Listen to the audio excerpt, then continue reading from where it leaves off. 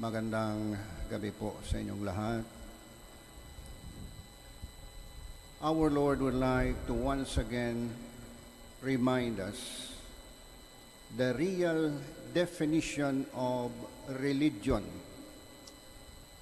During the time of Christ, religion for the Jews was simply to follow the law, mga batas. Kaya pagka sinunod nila yung batas nila na more or less 613 commandments, para sa kanila, if you follow those laws, you are considered a religious and holy person. In other words, religion for them was simply devotional.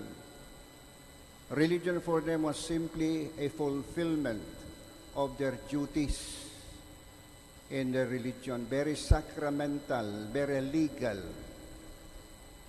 But our Lord would like to emphasize that the second part is very important in the real definition of religion.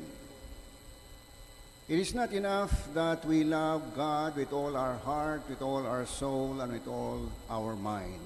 Even that is the primary and first duty and love that we should do.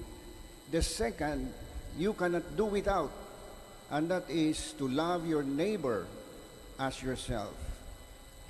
The reason is because you cannot love God without loving your neighbor, because that is the application ng ating relihiyon, ng ating faith.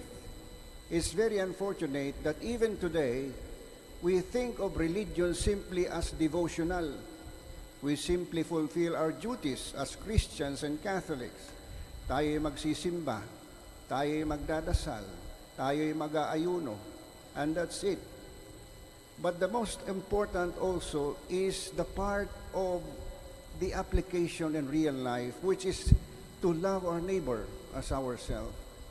So very, very important po na ito hindi pwedeng i-separate.